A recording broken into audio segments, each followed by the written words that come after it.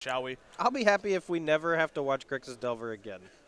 Huh? Personally. I'm afraid. Oh, wow. I'm Grixis afraid. Delver versus Miracles? I'm afraid I've got some Weird. bad news. Oh, Jim is playing Miracles? That's strange. Of course. Oh, he played it in maybe not the last Open, but the one before that. Yeah, he lost playing for top 8 that time, unfortunately for him. And Danny Jessup is playing red-black aggro as we are underway here. Another Jerry Thompson special. Indeed. It is Cavern of Souls where Oren Beasley will start. See, that is the age-old. You saw him almost play Champion of the Parish. That's like the hardest thing to figure out in the deck is whether you play Vial on one or Champion of the Parish on one. And honestly, I don't know if I've ever gotten it right. I think if you have Vial in your hand, you're supposed to lead with it. I'm pretty Probably. sure. It just gets worse over time. Yeah. And if you don't play it on turn 1, then you essentially mulliganed, right? Yeah. Vial Champion on of the one Parish now. on turn 2, you know, so right now we're actually going to get a pretty cool interaction if Oren knows the deck. I put air quotes. You couldn't see them. I don't know why I did them. So what Oren can do here is actually play Thaw's Lieutenant, put the Pump All Humans trigger on the stack, and then make both of his creatures into 2/2s. Okay. Looks like he's probably going to EOT, put in like another Champion of the Parish, maybe a Noble Hierarch so he can cast a 3-mana spell next turn. We're going to go over to Andrew Jessup now, who started things off with a Faithless Looting, discarding a Bedlam Reveler and a land off of his Blackleaf Cliffs. It's very clear what he's up against now. Only one deck in Modern does this sort of start. Oh. There's a Bloodstained Mire. I have played a Grixis Bedlam Reveler deck before, but it is not an established deck. Yes. For Oren, he's going to activate Vial. There it is. There's the mustache. That's what I've been living for. Detective Beasley? Dude, he actually has a whole Twitter account dedicated to his mustache. Yes. He has does a not. great stash. He does not run it. Yeah, I think Pat Cox runs it. I think That'd be a good guess. Beasley going to come in here with his Champion of the Parish. He'll activate his Vial, and I think we're going to see a Thalia's Lieutenant. 2 triggers, one for the Champion, one from the Lieutenant in the battlefield. Means that this is going to turn to a 3/3 unless Mr. Jessup is going to kill it. Yeah, we actually saw this particular matchup at the most recent Modern Pro Tour. Jerry Thompson playing the Mardu Pyromancer deck up against humans. I forget who was playing the human deck. It's a known pro, obviously. I just can't recall the name. But it was like a really long, drawn-out, awesome match where Jerry's opponent actually used Phantasmal Image multiple times to copy Bedlam Reveler and just draw a bunch more humans. Yeah, that was a really good match. Awesome. Fatal Push with Revolt resolves. Fine. So there's that. Now here, oh boy, this is a beating. Whoo! This is a beating. Human not looking so good right now. This is a beating, folks. What's that? Turn 6 Ether Vial? Great. Kolaghan's Command, killing Thalia's Lieutenant. And Wish Vial that was a beating. land to play your Mantis Rider. 2 Reflector Mages and a Mantis Rider in Oren Beasley's hand. Things are not going well for Oren B right now. Can someone get that man some white D6? He just keeps grabbing the wrong one. Jessup is going to tap 3 to Flashback Faithless Looting. You know, you've already scored that one on your bingo card, so we're not. Yeah, you know. I've got my Flashback Here, life done. you should just stamp it again. Nah, I'm good. I don't want to rub it in. Oh, you're pretty close. I'm very close. You know, I hope Oren sides out his Kitesail Freebooters. Against the all-spell deck? That's the dream. Yeah. Yeah. Against the all-spell removal deck. Yep, get this out of here. He could just never draw it. Yeah. So this draw from Oren it's not a bad draw by any stretch of the imagination. Like multiple Champion of the Parish, Thalia, and early Ether Vial. You know, these are the kind of draws you want against combo decks. These are not the creatures you necessarily want to draw in mass against a deck like Mardu Pyromancer. You want more things like Thalia, Guardian of Thraben, you know, Kitesail Freebooter, Meddling Mage. Like, you want these types of... Oh, no. Here it is. Say it. Say it. Bingo! Wait, did I hit? Yeah, of course. Yes! Got him. But I'm the eam in this scenario. Bingo. Hashtag Team Cedric wins again. You know what? Cedric just showed favoritism. He gave you the 5 most likely things to happen, all up and straight down. You even got to use your free space. You made me use my free space. I'm not even close. You're not that far away. I got 3, 2 different ways. Yeah, you're not that far You know? away. I'm about as close as Oren Beasley is to winning this game. Which is It's not good, Jim. Sacred Foundry is going to enter the battlefield tapped here for Jessup on Oren's end step. Oren took Collective Brutality via the Kitesail Freebooter. The lone Sacred Foundry to actually cast Lingering Souls. Yeah, this deck, very, very small splash of white. Yeah. Half the time you're just discarding it to Faithless Looting and flashing it back, or Bedlam Reveler and flashing it back. Yep. It is a very powerful card in the deck. See what else Andrew Jessup wants to do here. He really likes this deck. I know he played this deck at Grand Prix Hartford. Now he's playing it here. He's a big fan of this strategy. Yeah, it's a fine deck. You know, Modern, like your fair decks in Modern need to do something kind of busted, and Bedlam Reveler is that kind of busted thing. You know, you spend all of your resources making your opponent discard cards with things like Inquisition of Kozilek, use removal spells like Terminate, Fatal Push, Lightning Bolt to clear out creatures, and then hopefully by that point you have enough instant sorcerers in your graveyard to make Bedlam Reveler into a 2-mana, 3/4 prowess, draw 3 cards, which is kind of bonkers. 2 spirits there from Lingering Souls being cast from the graveyard as we head back over to Oren. So we know that Andrew has Bedlam Reveler and Terminate in hand. Pretty confident Terminate is not going to hit Freebooter if Beasley casts not Reflector Mage, Mana Strider this turn. It's, you know, the Freebooter, sometimes you just have to like let it be, you know? Like it stole your card, you got me. Oh, I'll take one. Here comes the Freebooter. Yeah, I mean, also Collective Brutality is not even that good in this scenario.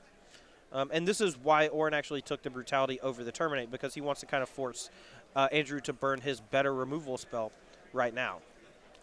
Well, he's going to. Terminate's going to take care of that. Going to give him Collective Brutality back. I'm a little surprised. No, I mean, Andrew's trying to empty his hand for Bedlam Reveler, so sometimes you take the L. Well, here's another Lingering Souls, which was a pretty nice draw there from Jessup. Now he's got 3 Spirit tokens. He had it last turn. He just chose to flash one back and hold up Terminate. Vial going to go up to 3. All right. Well, this actually might be a really good turn for Oren. If he goes Mana Strider and attacks with both creatures, there's a very high likelihood that Andrew triple blocks the Mana Strider, and then Vile Reflector Mage actually saves the Mana Strider, kills all the flyers, and that'll leave Jessup with basically nothing against 7 power. Well, here's the hope. Maybe I am going to win bingo, because Oren might actually win this game. If you're going to triple block, you should triple block Mana Strider. Well, there's your triple block. Before damage, here's your Reflector Mage. So Jessup's going to lose the whole squad. He's going to take 2. And now, as you mentioned, 7 power on the battlefield versus Jessup's nothing, as Andrew will draw. And Collective Brutality here, clearly doing very little against these 3 toughness creatures. There are also notably no instants and sorceries from the human deck in Game 1. So flashing back are doing the extra mode on Brutality is mostly worthless. Young Pyromancer into Lingering Souls from the graveyard means that we got a 2/1, 2 1/1 flyers, and a 1/1 elemental token. All right. Well, now this is the point in the game where humans needs to be able to ride these creatures to victory, because every land you draw is just so bad. It's a nightmare. Yeah. And right now, looks like, you know, Oren, his hand is another land as well as a Noble Hierarch, none of which do much of anything. A tough spot here for Oren is he's kind of incentivized to hold that Noble Hierarch, so maybe that it ends up pumping a Champion of the Parish or something like that, because it's not going to do very much right now. We might see some double or triple blocking here from Andrew Jessup. Yeah, I mean, he does have Bedlam Reveler next turn. If he draws a land, that'll be pretty good, because he'll be able to just play it. All he will be discarding at that point, I believe, is the Collective Brutality. And then if he hits any removal spell that can kill Mana Strider, he'll be in fine shape. The 3/4 body lining up really well against Reflector Mage. Jessup with an unclaimed territory and a noble, or excuse me, Beasley with an unclaimed territory and a Noble Hierarch in hand. Looks like he's going to cast this Noble Hierarch and simply pass the turn back. Might as well. You don't want to give any value at all to Andrew's discard spells at this point. We're going to head back over to Jessup now.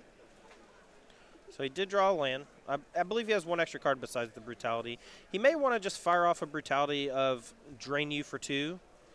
He does have a significant amount of 1-mana spells, and that 2 life might actually end up mattering later on. But also tapping 2 mana when you're about to draw 3 fresh cards is it's not free. You know, you might hit a Terminate, Dreadbore, or something of that nature. Well, you see Jessup is going to do a little bit of fetching here off of the Marsh Flats. See what land he wants to find. He's consulting his hand a little bit before deciding. I think he was looking for a swamp. I don't know if he's got any left. I think he might have discarded one early. Now he either has to take a shock or just get a land tapped. Yeah, still consulting.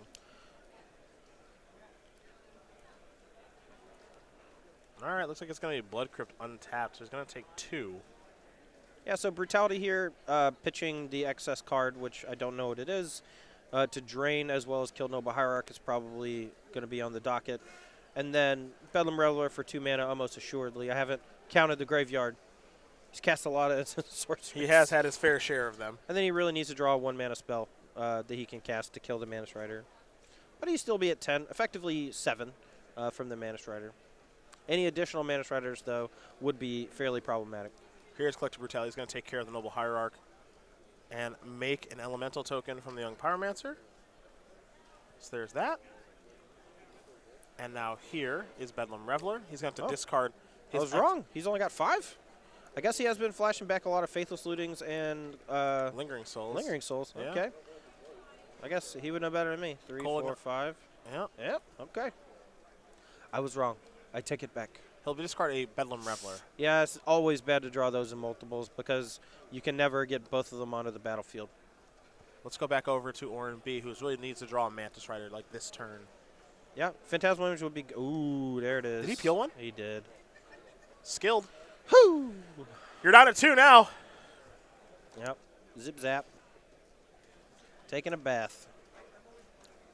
Jessup has a Terminate. Does he have another removal spell? That's the question. He needs 2. Well, he'll be packing them up pretty quick here if he don't.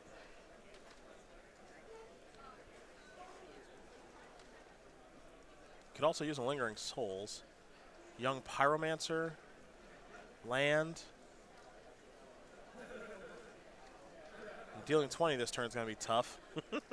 Just going to put that out there. Oh, yeah. Pass the turn back after attacking with the Bedlam Reveler. Well, either you got 2 removal spells or you don't. He did. If he had it, he would have used both right then and then dealt 2 extra points of damage. He knows Prowess triggers. He knows he's dead. He's not. He's trying not to show anything. Yep, both of them. Scooby-Doo-Doo. I was going to do it. Orin Beast is going to win game of 1 here over Andrew Jessup. Humans up a game here over Mardu Pyromancer.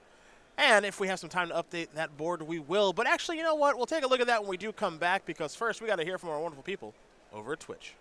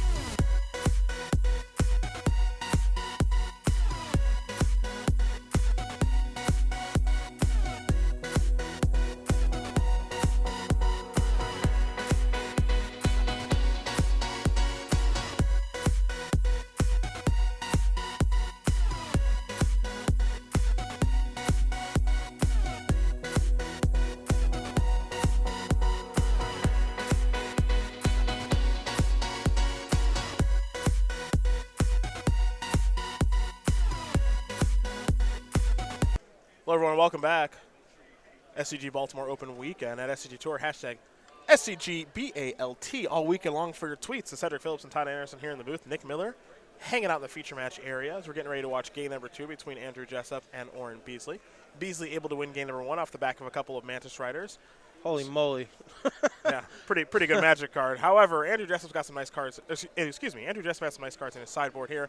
In Fort Leyland of the Void, 2 Wear Tear, 2 Engineer Explosives, 2 Goblin Rabble Master, a Campbell Council of Allocation, a Blood Moon, another copy of Fatal Push, Liliana of the Veil, and a Collective Brutality. What do you like here, Todd? Or what would you be scared of as a Humans player?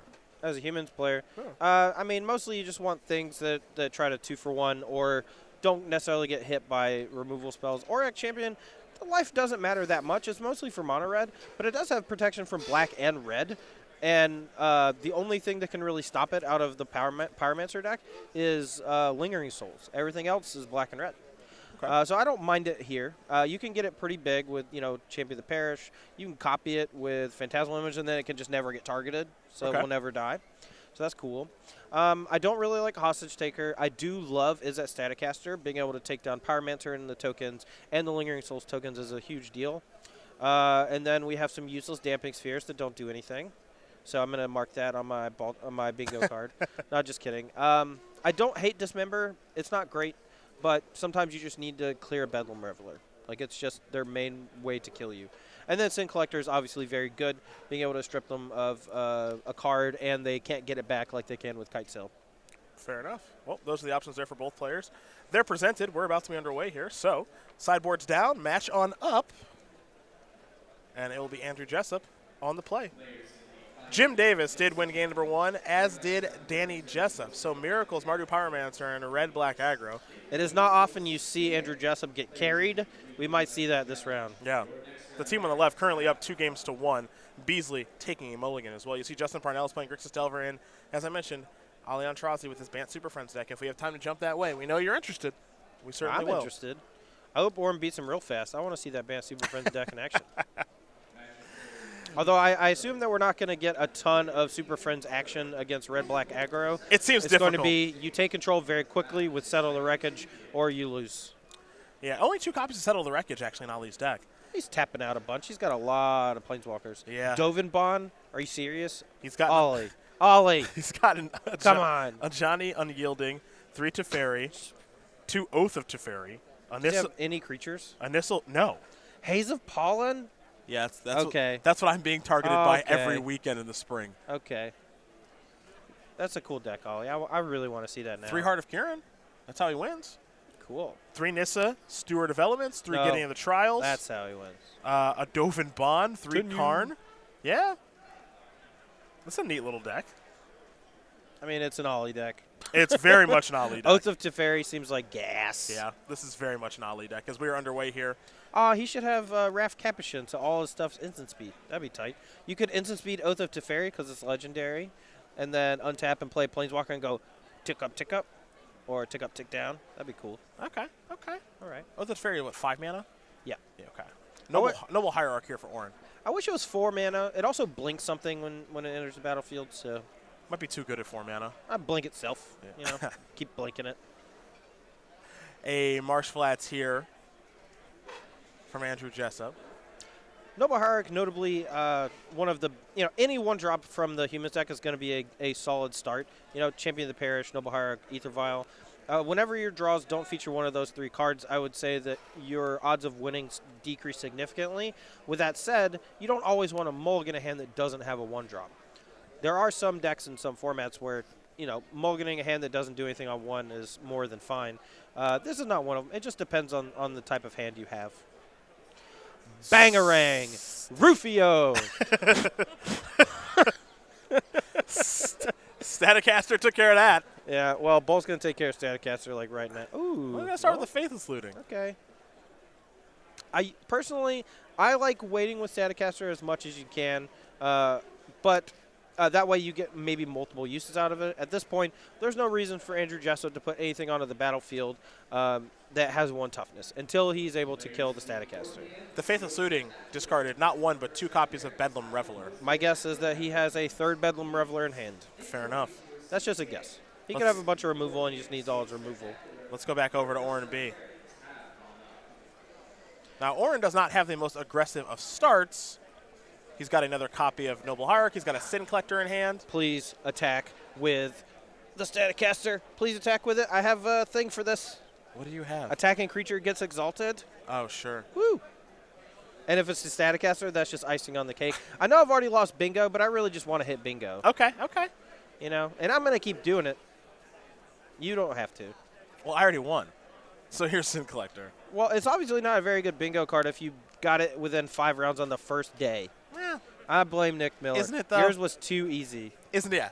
Well, if it's average? Isn't it, though? Well, why don't we make a second one for tomorrow? Well, the first ones we made were a little too hard, so we had to dial it back a little bit. So we're working on finding a nice balance. All right, well, Sin Collector here. This is obviously a great card out of the sideboard in this matchup in particular. You sometimes get to snag things like Lingering Souls, which can be problematic. But just taking a removal spell is also fine. Clean 2 for 1. Jessup is going to sacrifice his Bloodstained Mire in the meantime. Oh, if he doesn't get to attack with Staticaster, I'd be so mad. All right, I'm putting my thing up. This Staticaster is going the way of the dinosaurs. You mean attacking Chris Pratt? That is being put on an island for some reason, brought back from extinction. Also, there's a volcano for some reason. Oof. Yeah, no one knows what's going on with that volcano in that trailer. Okay, well, 3 removal spells in hand. I was wrong about the Bedlam Reveler. I would have liked for, I guess he expected to be able to use Kolaghan's Command to get one back. So that is possibly the reason why I discarded both Bedlam Revelers. There are future Kolaghan's Commands in his deck as well. This isn't the only one that he plays. Oh, for sure. He has tons. Yeah. But I do like taking Kolaghan's Command with the Sin Collector. The Also follow-up agree. looks like it's going to be Horizon Canopy. Yeah, and another Noble Hierarch, probably. Beasley going to take 1. There's a reason why Horizon Canopy is infinity dollars, and it's because it's great. It is a very, very good card. Like right here, he has a little too many lands. So last weekend, you know, I played the Humans deck. I took damage from Horizon Canopy maybe 3 times or something throughout the whole tournament, but whenever I would draw it in a bad spot, I would just play it immediately, crack it. Yeah. Just, let's see what's on top. Yeah, let's do it a little better than this. Yeah. This might be its best home. Oh, yeah, or maybe in Bogles. Yeah, it's good in that deck too, but I don't know. This Humans deck, it only plays with 20 lands most of the time, sometimes 19, and just lets him keep churning out action. If nothing gets exalted this turn, I'm going to be furious. Prepare to get furious. No, he's about to Mantis Rider. I think you're right. Oh, but it might get bolted. No, and it's not going to get exalted. This is tough for you. I know. It shouldn't be. Just attack for 2 with the Noble Hierarch, see what happens. I've actually post combated a Mantis Rider. I did it on camera last weekend actually. I knew, so I had like a 2/1 creature in play. You got it. And if I played Mantis Rider and attacked, I knew it was going to die because I knew their hand. And so instead I attacked with a 4/3 Sin Collector. And then post combat played a Mantis Rider that immediately died. Sure. You got your exalted attack right there. And the Sin Collector could not have. Let's get you that. All right. and the Mantis Rider's still in hand. Now I just need a Inventor's Fair trigger. Yeah, that's going to happen. That's likely to happen. I guess Oren wants to play around Anger of the Gods. Not playing the Mantis Rider is okay, I guess. You kind of want to force Andrew to kill all of your, excess Noble Hierarchs for the most part. And at this point, like, he's doing a pretty good job of putting pressure on Andrew. Pinking him down 1 or 2 damage at a time. Well, I'm loving this line by Oren because now he gets to play a Champion of the Parish, which is a very boltable threat. His hand is 2 Phantasmal Images and a Mantis Rider, so he doesn't really want to play Mantis Rider yet. I think he'd really like to prefer to go Mantis Rider plus Phantasmal Image all in the same turn, if he can. So here's Kolaghan's Command. That's a good draw. Good draw from Andrew. I wish he went by Andy. It'd be Danny and Andy. I like the professionalism of Andrew. I hate it. Danny, just Jessup? I don't like being friends with Andrew. I want to be friends with Andy. All right. I want to go out to dinner with Andy, cool Andy. Andy J. Yeah. Andy J and Danny J. Draw a card. Meddling Mage. We're going to name Lightning Bolts. So we can actually cast that, name Lightning Bolt, play Mantis Rider, hit him for 5 in the air. Love that line of play. Next turn, threaten 2 Phantasmal images on Mantis Rider or Meddling Mage, you know. Yeah, or Meddling Mage. I love how patient Orin has been this game. Oh, for sure. No rush. No, he knows Mantis Rider is his best threat. He wants to be able to Phantasmal image the Mantis Rider. Just won him the last game with back-to-back Mantis Riders. And it might win him this game, a pretty sweet line here from Orin, actually, would be Meddling Mage. If it resolves, name Bolt. Okay. And then after it resolves, naming Bolt, you play an image and copy it, naming Bedlam Reveler. And that takes all the wind out of Andrew's sails. He absolutely needs to draw a different removal spell at that point. Okay. Well, we'll see what this first Meddling Mage is going to name, assuming that it does resolve. And that there are no responses, of course. I'm guessing it does. It just has to.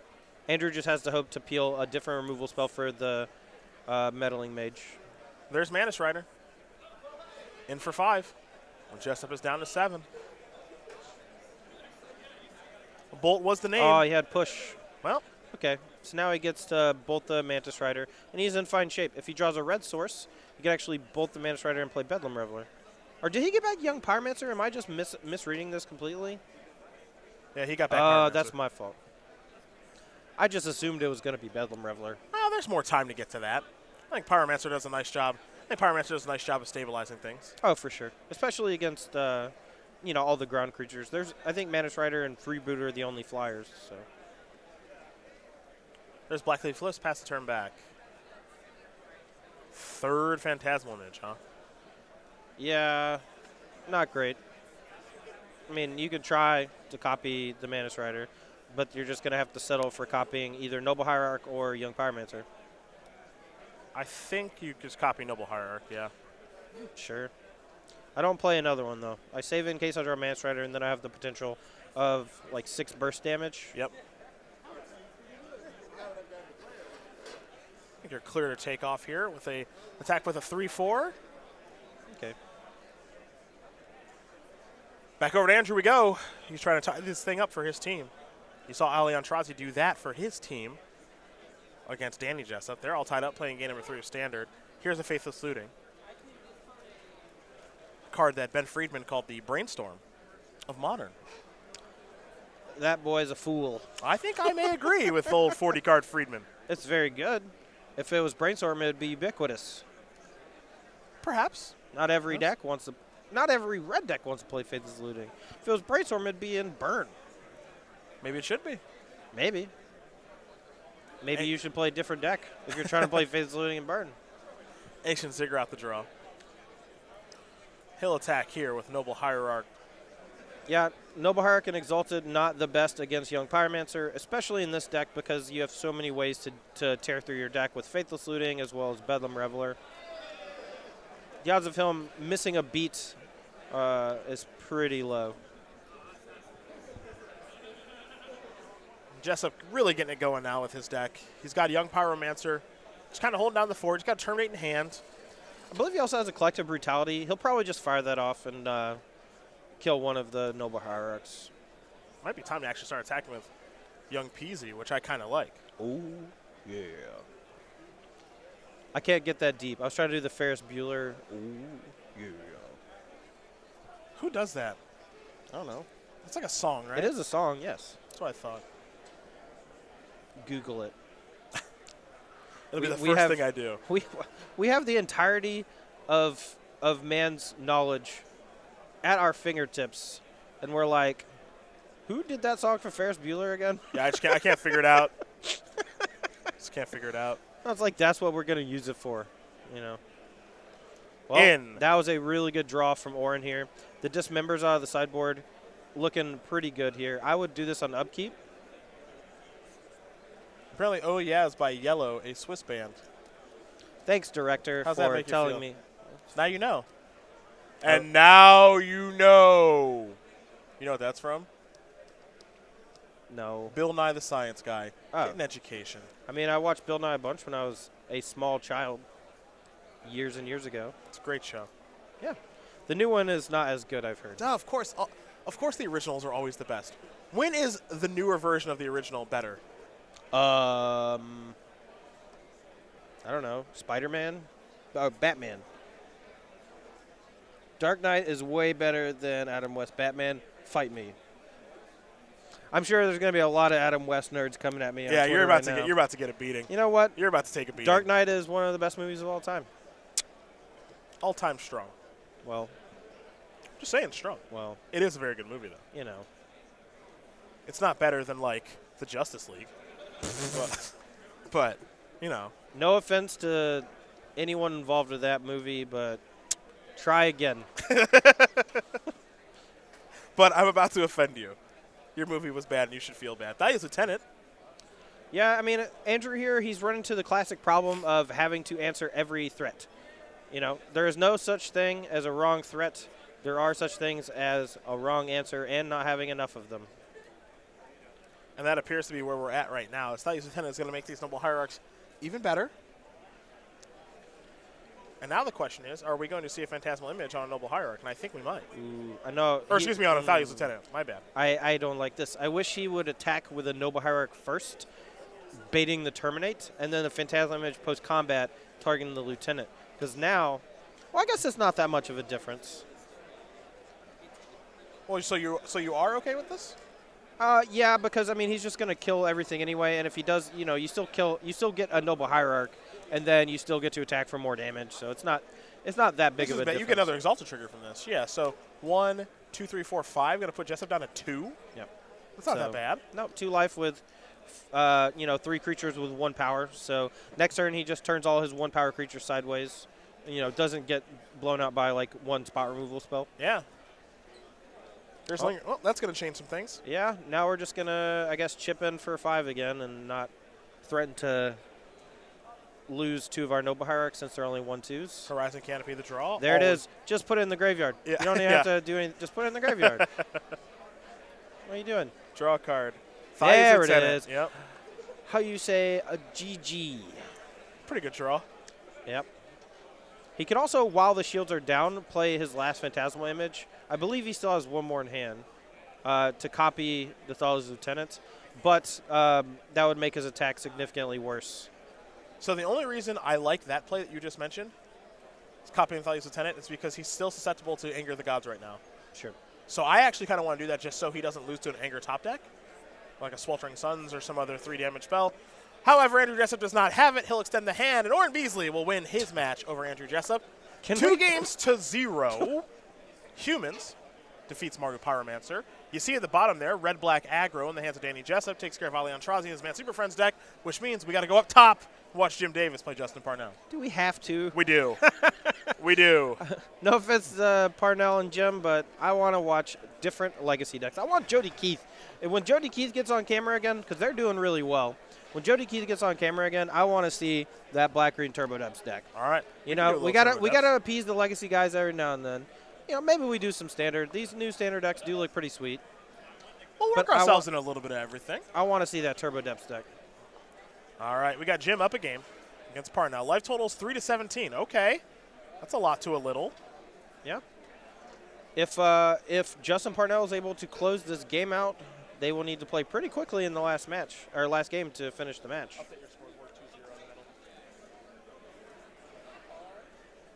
It looks like Jim has,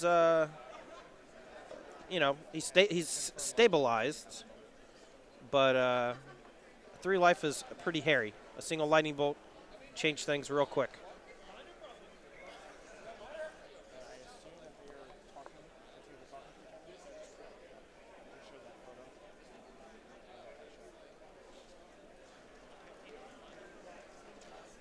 So it looks like Parnell is consulting with teammates here to figure out the best line of play. Basically Deathrite or something else, probably like a Ponder or something. But you want to get the pressure onto the battlefield, force Jim's hand, use that draw spell later on when you have extra mana kind of lying around. Well, we're going to head back over to Jim. You see the clock here, about 15 minutes left to go. Davis up a game. As Jim will play Jace the Mind Sculptor unsummon. You know, he was choosing between that and Gurmag Angler. Normally I would say it's got to be Gurmag Angler, but he probably knows Jim's hand from like a Cabal Therapy, which I think I see in the graveyard, Mm-hmm. and did not want it to get bounced because it would be very difficult to cast again. He may also know about the Supreme Verdict that's in Jim's hand. Of course, we are just jumping into this particular game and match, so might be something that he's trying to play around. He's going to start things off with a Brainstorm. Never a bad place to start for Grixis Delver. 3 cards on the way. Delver is 1. Probe is 2. True Name Nemesis is number 3. I'm going to coin it. Imperfect Brainstorm. There it is. 2 cards going to go back. Don't think Parnell has a land to play here. No, he does not. He does have a Probe, which can kind of cycle out of the Brainstorm lock, so to speak. What he really wants to do is cast True Name Nemesis next turn, but he really needs to get the Supreme Verdict out of Jim's hand as quickly as possible. Unfortunately, he's still going to be facing down a Jace the Mind Sculptor, which is problematic. Here's Deathrite Shaman. Pass that turn back. Let's go back over to Jim Davis. He'll draw a card. A cheeky scoop up the graveyard with a Cabal Therapy in it, huh? Oh. Wow. Well, things just got bad. And he'll play Portent. Back to basics. Back to Has basics. resolved. That's a good one. I'm pretty sure Jim's going to win this game. It's going to be harder for Justin to win, especially because he's being targeted by Portent. Ha. Stack your top 3. Got him. I got to stop saying that. It's so fun, though. But it looks like Justin has no goodies coming. no. Goodies in this instance would be untapped lands. I actually forgot you could target your opponent with Portent, and you still draw a card. Yes. But you get to basically stack their top 3. Now he gets to bounce a Deathrite, so Justin's basically out of mana for the next 3 turns against an active Jace the Mind Sculptor. Yeah, he's in some serious trouble now, is Justin Parnell. As we head back over to Jim. I mean, to say it's an uphill battle is like saying climbing Mount Everest is an easy thing to do. It's not hard. I've watched that movie. It seemed pretty easy. What, Everest? Yeah. Who's in that one? Jake Gyllenhaal. Oh, is that who's the great always. Wait, is that the one where James Franco does the arm thing? What? No. No, it is not. Oh, okay. All right. That's 127 steps, I think it's called. 127 hours. That's what that one is. Does the arm thing? No. I don't know. That much is clear.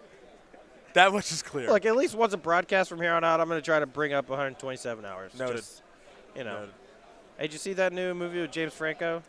Is it the one where the arm thing? Jim is starting to take control here a little bit. He's got that active Jace, got the back to basics. Only 4 lands for DJ JD, but he's got an island. Yeah. He has Mentor now. I think he's just going to use Brainstorm on Jace, play Mentor, protect it at all costs. You know? Now he's found a couple additional lands. Yeah. I mean, he knows that Parnell is locked for 2 more turns because he didn't play a land from his hand. You know, Force of Will would have 100% countered back to basics, so I think he can assume that there is no Force of Will. And Mentor closes games very quickly. I know that well.